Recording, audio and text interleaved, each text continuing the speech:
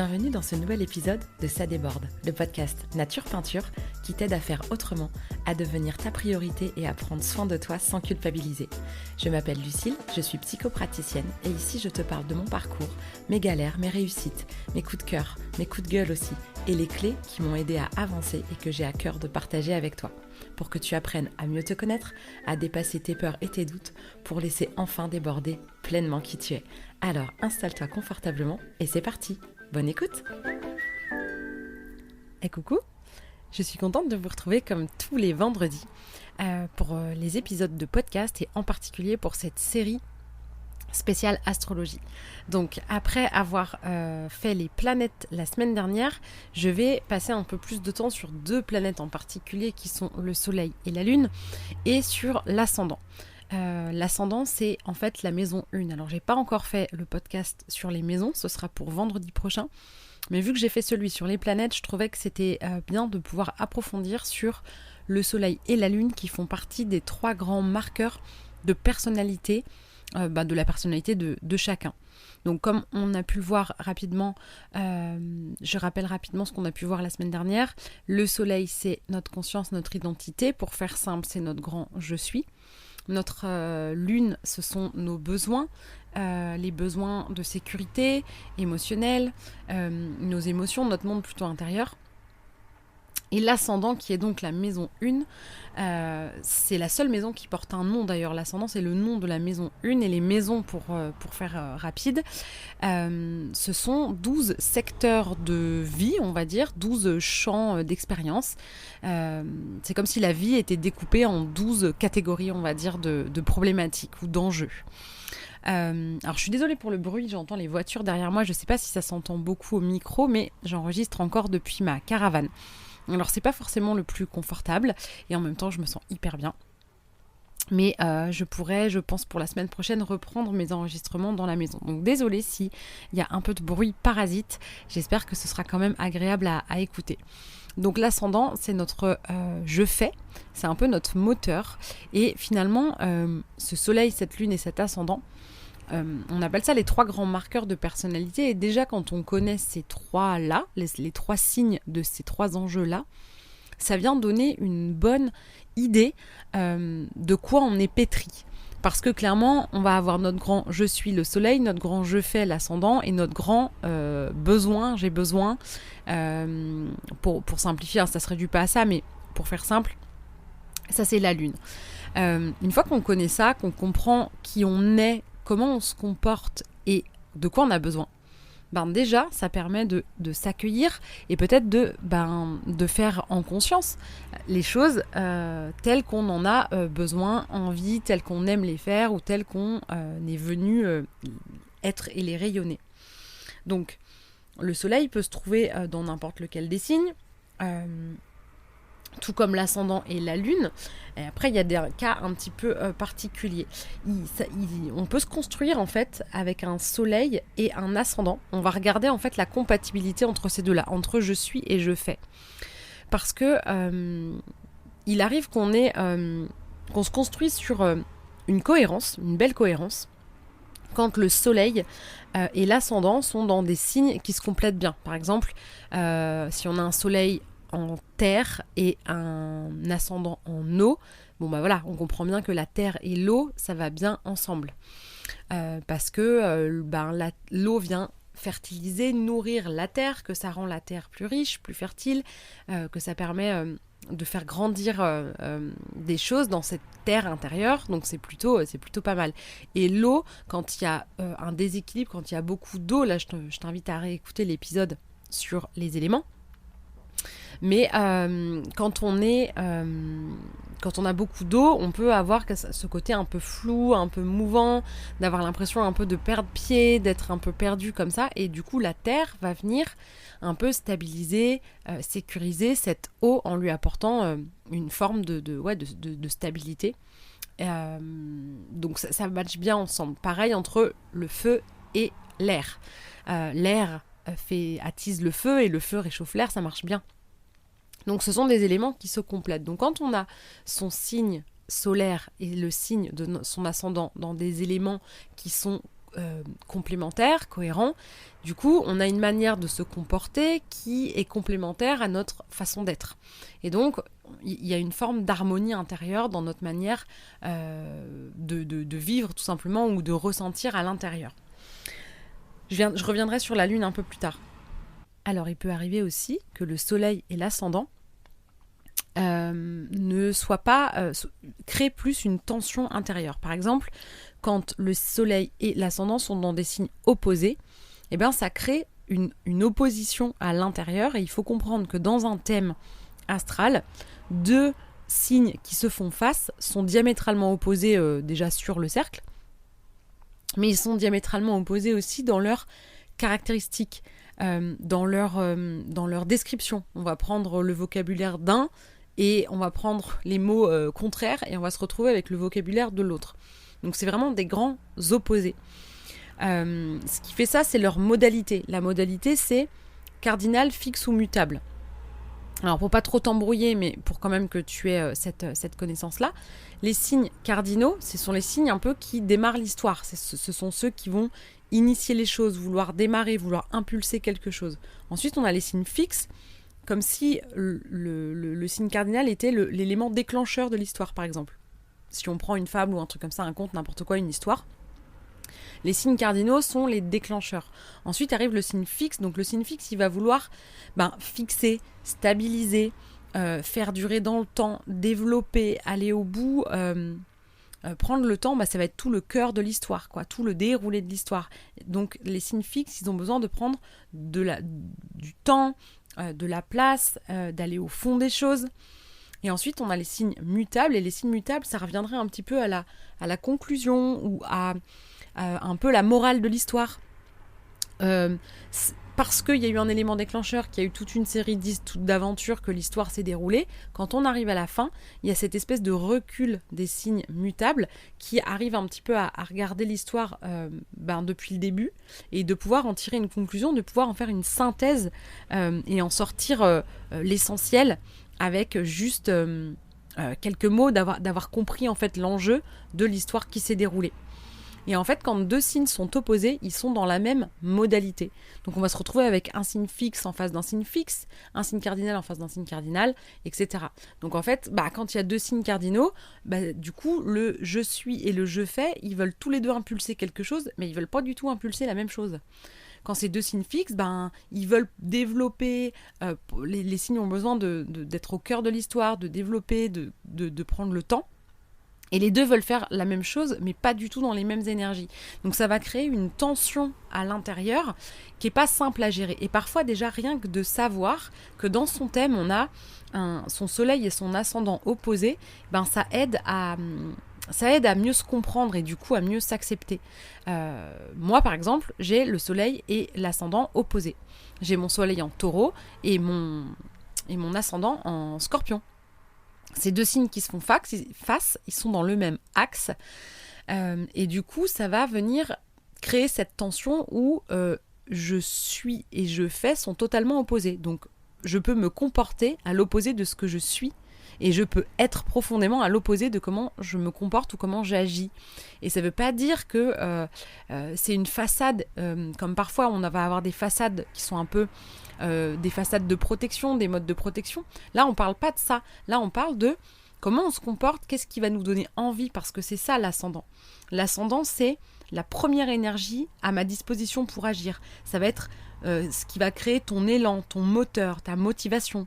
Et aussi, effectivement, la manière de te comporter et un peu ton style. Ça va être un peu la première impression que tu fais aux gens. Il faut savoir que c'est beaucoup moins conscient que le soleil. C'est ce que je disais dans l'épisode précédent. Le soleil représente la conscience. Et la conscience, on en a conscience. Et ce qui est rigolo, c'est que tout le monde connaît son signe solaire. Alors, on ne sait pas toujours que c'est le soleil, mais si je te demande c'est quoi ton signe, tu sauras me répondre. Si t'es bélier, taureau, cancer, gémeaux, peu importe, tu sauras me répondre. Quasiment, j'ai encore jamais rencontré quelqu'un qui connaît pas son signe. Mais on sait pas trop ce que ça veut dire. En fait, son signe, quand on dit je suis taureau, je suis bélier, donc déjà on dit bien je suis, et on parle du placement du soleil dans le thème. L'ascendant, déjà, tout le monde le connaît pas. il faut avoir été chercher son heure de naissance, il faut l'avoir rentré dans un logiciel, il faut avoir regardé où tombait sa maison 1, son ascendant, etc. Et donc finalement, c'est beaucoup moins conscient. Ça ne veut pas dire que c'est pas à l'œuvre et que ça n'existe pas, mais c'est beaucoup moins conscient. Et le jour où j'ai appris que j'avais un côté paradoxal, que j'avais une manière de conscientiser le monde, de vivre, d'être, et une manière de faire, et surtout, je pense aussi, de dégager une impression. Là, je te disais, l'ascendant, c'est la première impression qu'on fait aux autres. Et en fait, la première impression que je fais aux gens est totalement à l'opposé de ce que je suis profondément. Et ça, c'est quelque chose qui n'a pas été si simple à vivre pour moi, qui n'est pas encore forcément toujours, mais maintenant, je mets du sens là-dessus. J'ai compris que la première impression que je fais aux gens, elle est liée à mon ascendant Scorpion, alors que je suis réellement profondément Taureau. Pour autant, c'est pas comme si je mettais le masque fake du Scorpion pour cacher ce que je suis en réalité. C'est pas comme ça que ça fonctionne.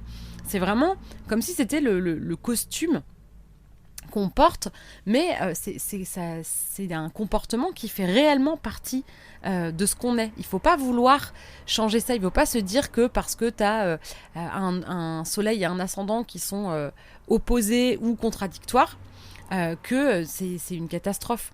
Parce que donc là, on parle de l'opposition, qui crée une réelle tension à l'intérieur, mais c'est de cette tension-là particulière que va aussi naître la particularité de chacun. Et parfois, tout simplement, déjà rien que de savoir qu'on va avoir cette particularité-là, ça aide à se comprendre et à accepter beaucoup plus. J'accepte d'être je vis mieux le fait d'être si paradoxal. J'essaye pas de le modifier, je fais avec et j'en ai conscience. Et j'essaye je me juge moins d'être parfois très paradoxal. Il y a aussi la possibilité d'avoir un soleil et un ascendant qui sont contradictoires. C'est-à-dire qu'ils ne sont pas complètement opposés, ils ne se font pas face, ils ne sont pas diamétralement opposés, mais ça va être des éléments qui matchent pas très bien ensemble. Par exemple, si tu as un soleil d'air et un ascendant de terre, l'air et la terre, tu vois bien que si tu mélanges les deux, ça va faire quoi? Si la terre a le temps de bien sécher, ça va faire de la poussière éventuellement, mais on voit bien que les deux éléments, c'est pas ceux qui vont mieux ensemble. Ou le feu et l'eau. On voit bien que l'eau aurait peut-être tendance à noyer un peu le feu, et puis que le feu, il va faire quoi? Il va faire bouillir l'eau et la faire s'évaporer, puis la faire disparaître si c'est trop. Donc on voit bien que ça marche pas très bien au niveau des éléments. Et parfois, notre soleil et notre ascendant vont être comme ça, en contradiction. Ça va pas être une opposition totale, mais il va y avoir quand même cette tension un peu intérieure parce que c'est deux éléments différents. Et si on prend l'exemple de j'ai un soleil en feu, donc ça veut dire que je suis quelqu'un de solaire, de tourné vers l'extérieur, qui a un côté généreux, qui a besoin d'action. Le feu, souvent, c'est l'action, c'est ce qui est commun aux éléments feu. Pareil, tu peux, si tu l'as pas fait, écouter l'épisode qui est dédié aux éléments où j'explique bien tout ça. Mais il va y avoir besoin d'action, très tourné vers les autres, beaucoup de générosité. Et puis en face, on va avoir un ascendant d'eau qui est pas très compatible du coup avec le feu, qui va être dans la manière de se comporter et la première impression de quelqu'un de sensible, parce que l'eau c'est toujours un peu la sensibilité, ou d'un peu parfois mystérieux, ou pour qui le monde émotionnel va avoir beaucoup de place. Puis finalement au premier abord on va avoir quelqu'un de très émotionnel qu'on va peut-être imaginer sensible, etc. Peut-être plus calme, plus dans l'introspection, parce que l'eau c'est un élément plutôt tourné vers l'intérieur, vers son monde émotionnel, etc. Et en fait dans les faits c'est quelqu'un de très chaleureux, très vif, très rapide, très généreux, qui a besoin de tout le temps bouger, et on va se dire oula, c'est bizarre. Donc j'ai besoin de bouger, j'ai besoin d'action, et en même temps j'ai besoin de sensibilité, d'émotion, de comprendre pour me mettre en mouvement, et ça crée aussi une forme d'incohérence, de tension intérieure. Et encore une fois, quand on l'apprend, ça aide. Il y a une dernière configuration qu'il est intéressant d'imaginer, c'est que parfois le soleil et l'ascendant sont dans le même signe. Et donc ça veut dire que là, ça fait des gens qui sont extrêmement entiers. Enfin, ce qu'on va dire entiers. Parce que ils vont avoir leur grand je suis et leur grand je fais exactement dans la même énergie. Donc, ces personnes-là vont se comporter exactement comme elles sont.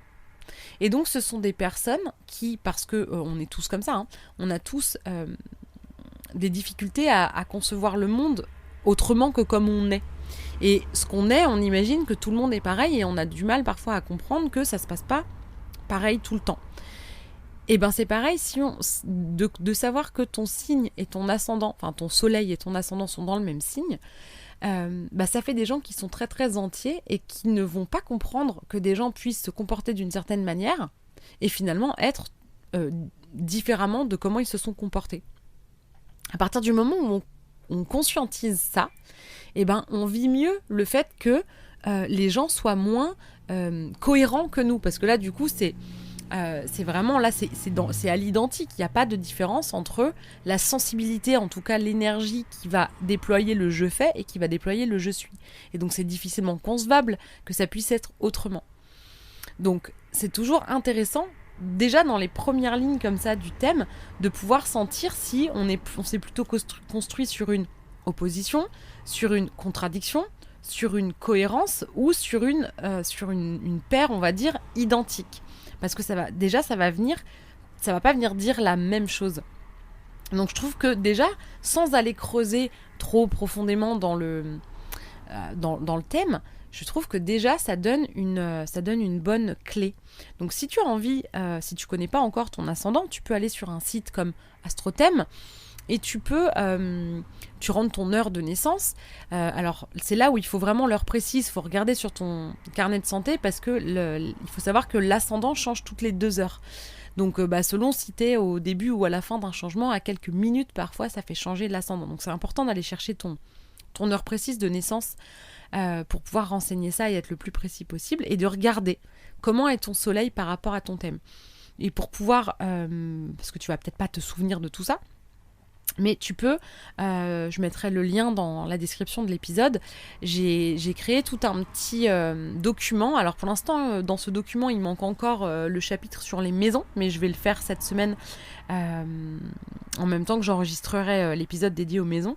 Mais j'ai fait au fur et à mesure, et je rajoute les pages correspondantes, un petit fascicule un peu de mémo astro où tu vas avoir les légendes, ce à quoi correspond chaque signe, ce à quoi correspond chaque planète. Et du coup, tu vas pouvoir aller voir ton ascendant, ton soleil. Donc le soleil, je ne l'ai pas redit, c'est vrai, mais c'est vrai que c'est le grand je suis, c'est le chef d'orchestre du thème. C'est comme si l'ensemble du thème était au service du rayonnement du soleil. C'est notre conscience, notre vision du monde. C'est ce qu'on vient rayonner, c'est notre lumière. Voilà, c'est le grand je suis. Donc tu peux retrouver ça dans les différentes pages et d'aller voir dans quel élément se trouvent. Est-ce qu'ils sont face à face? Est-ce qu'ils sont opposés? Est-ce que les éléments dans lesquels ils sont, c'est pareil, tu auras le récapitulatif de quel élément contient quel signe, etc. Pour que tu puisses voir déjà d'avoir une indication sur comment est ta manière d'être par rapport à ta manière de faire. Et déjà, tu verras, ça te donnera une idée, ça t'aidera à te comprendre et de te dire « Ah, mais c'est pour ça que parfois j'agis plutôt comme ci ou plutôt comme ça. » Et à ça va venir s'ajouter la lune. Et donc la lune, elle parle des émotions, de l'intuition, de la sensibilité, des besoins, de la sécurité intérieure. Ça parle aussi de l'enfance, du foyer, de l'intimité. Et ça va vraiment venir parler du ressenti et des besoins. Et donc, selon l'endroit où va tomber la lune, on va pas avoir besoin des mêmes choses pour nous sécuriser, pour prendre soin de nous, pour aussi prendre soin des autres ou sécuriser les autres. Donc je vais pas détailler les 12 possibilités, mais déjà ne serait-ce que avec l'élément. Quand on a une lune en feu, on va avoir besoin d'action. On va avoir besoin qui est que ce soit rapide, que ce soit... on a besoin d'être tourné vers l'extérieur, on a besoin de briller, parce qu'on parle du feu, on a besoin de chaleur, de générosité. Alors quand je dis chaleur, c'est pas forcément chaleur au niveau des températures, hein. Ça peut être de la chaleur humaine, de la chaleur parce qu'on a couru et qu'on a chaud, de la générosité aussi, c'est un peu ça, hein. Donc les signes de feu, c'est Sagittaire, Lion et Bélier. Alors je ne les ai pas du tout dit dans l'ordre, mais c'est pas grave. Donc plus précisément, on va avoir le Bélier qui est dans le feu de l'action, le Lion qui est dans le feu, le feu du cœur, le feu de l'amour, et le feu de la connaissance plutôt pour le Sagittaire. Mais avec toujours ce besoin de se sécuriser par l'action en fait, par l'interaction aussi avec les autres. C'est un élément qui est tourné vers les autres. Si on a une lune en terre, là c'est tout de suite un signe qui est tourné vers l'intérieur. Il y a besoin de concret, de stabilité quand on a une lune en signe de terre. Alors après c'est pareil, hein, il va y avoir les signes de terre, c'est Taureau, Vierge, Capricorne. Et en réalité, chacun va avoir leur petite particularité, mais ce qui va y avoir en commun, c'est que quand on a une lune en terre, on a besoin de se sécuriser par le concret, la stabilité, des choses beaucoup plus concrètes, palpables. Quand on a une lune en air, on va avoir besoin de mouvement. Rappelle-toi, libre comme l'air, léger comme l'air, il y a besoin de mouvement, il y a besoin de lien avec les autres, on a besoin de communiquer, on a besoin de parler, on peut avoir besoin d'écrire, on a besoin que ça bouge, il y a une grande adaptabilité, il y a de la légèreté aussi, il y a besoin de mouvements comme ça, de choses légères et vraiment de liens. Alors après, encore une fois, avec les particularités des 3 signes d'air, qui sont le Gémeaux, le Verseau et la Balance. Et enfin, une lune en eau. Les lunes en eau vont faire qu'on va avoir besoin d'écouter ses émotions, on va avoir besoin de choses qui vont nous ramener à notre sensibilité.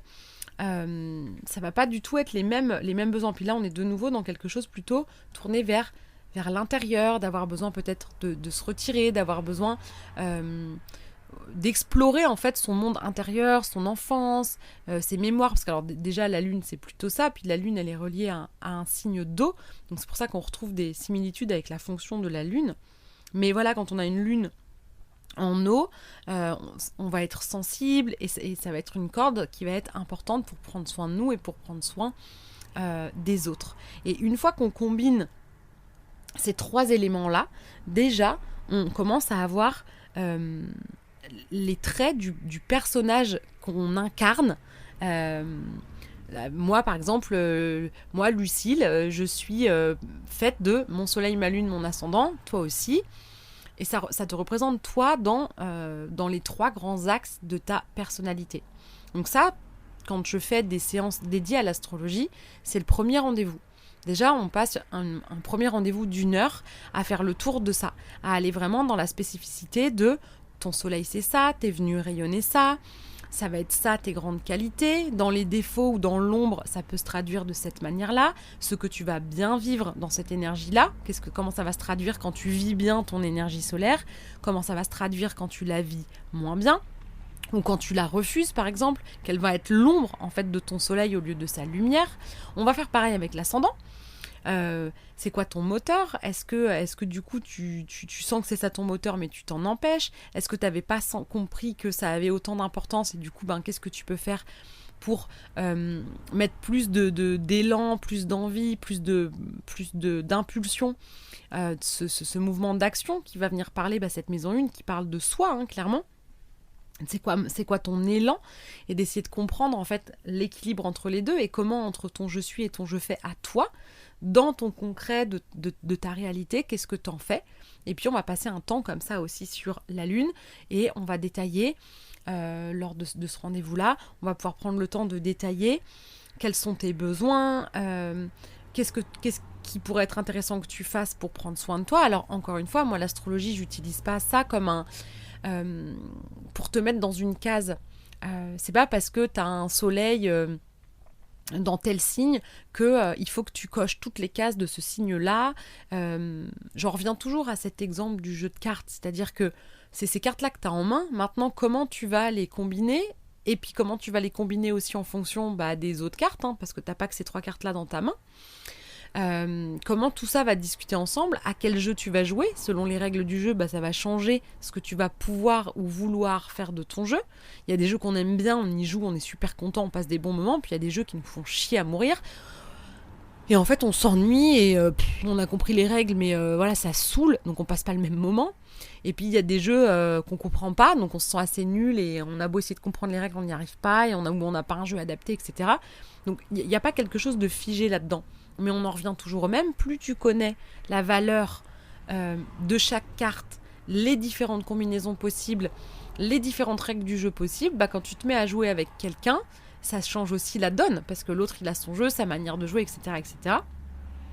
Et finalement, de connaître ton soleil, parfois il y a des gens qui disent mais moi je me reconnais pas du tout dans mon soleil, et ça arrive parce qu'on parle souvent dans le côté plutôt lumineux, dans les grands traits qui sont parfois un petit peu caricaturaux, et qui sont vrais quand même, mais qui sont parfois un petit peu caricaturaux, pour peu qu'on ait un soleil en feu et que tout le reste du thème soit en eau, où énormément d'éléments soient en eau. C'est en ça où c'est intéressant aussi de voir le tableau que tu pourras trouver dans le document dont je te parle, qui te permet de calculer est-ce que tu as une majorité d'un élément, ou est-ce que tu es plutôt équilibré entre les 4, ou de voir un peu de quoi tu es fait.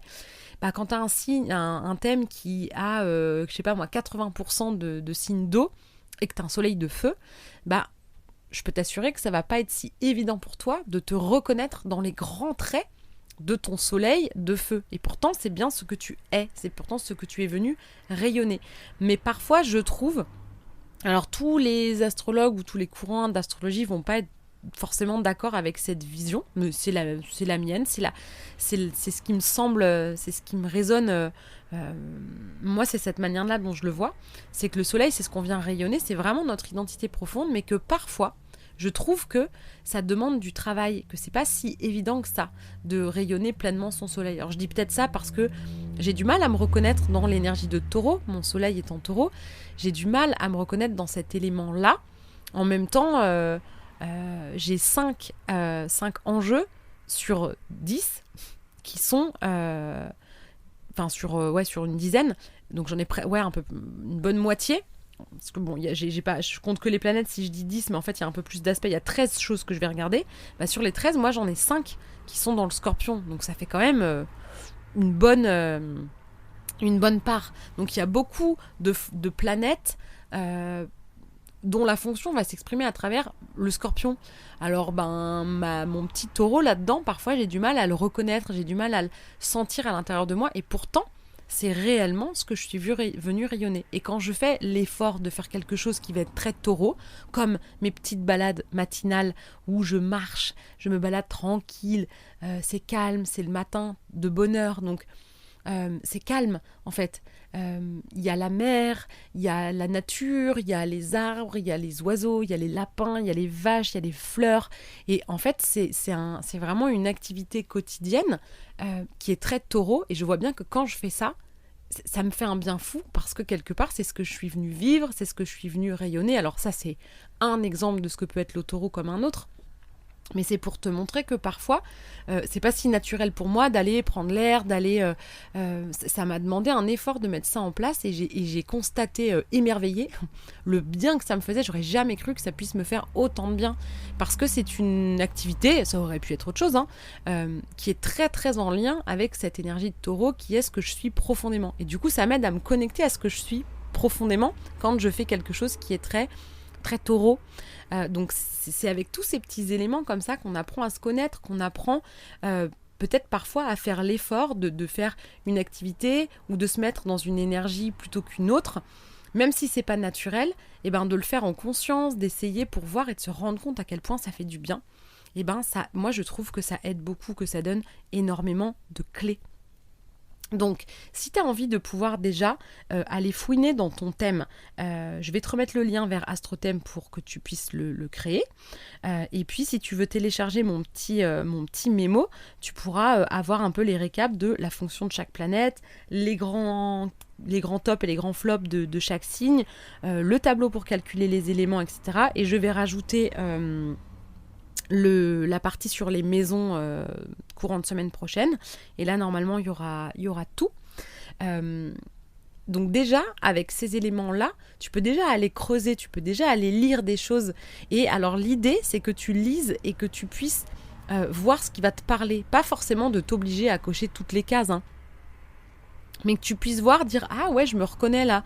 Ah là, je me reconnais moins, tiens. » Et après, c'est intéressant de se dire « Ça, c'est marrant. Pourquoi je me reconnais moins dans cet aspect-là ?» Et de commencer comme ça à regarder les autres éléments du thème qui pourraient peut-être venir nuancer certains grands traits. Et évidemment, si tu as envie de pouvoir approfondir vraiment ton thème, eh bien, on peut toujours prendre rendez-vous. Donc, ça se passe en 3 rendez-vous. Et donc, le rendez-vous numéro 1, comme je te disais, eh bien, concrètement, on va aller plus loin dans le détail de ce trio Soleil, Ascendant, Lune qui compose les grands marqueurs de ta personnalité. Et puis par la suite, on voit le chemin de vie et on voit la blessure, la quête existentielle et comment tout ça s'imbrique. J'espère que cet épisode t'a plu. Je te prépare l'épisode de la semaine prochaine sur les maisons. Et si tu as des questions comme d'habitude, n'hésite pas à me les poser sur ma page Instagram ou à mon adresse mail que tu trouveras aussi dans la description de l'épisode. Je te souhaite une bonne journée, soirée, nuit, selon l'heure à laquelle tu écoutes cet épisode. Je te remercie énormément de ton écoute et de ta fidélité et je te dis à tout bientôt. Si cet épisode t'a plu, tu peux laisser un commentaire, noter avec tout plein d'étoiles ou encore t'abonner pour ne pas rater les prochains. Tu peux aussi partager cet épisode pour que d'autres personnes osent laisser déborder qui elles sont vraiment.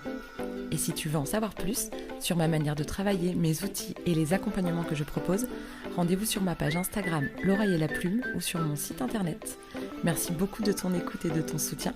Passe une belle journée ou une belle soirée et on se retrouve bientôt.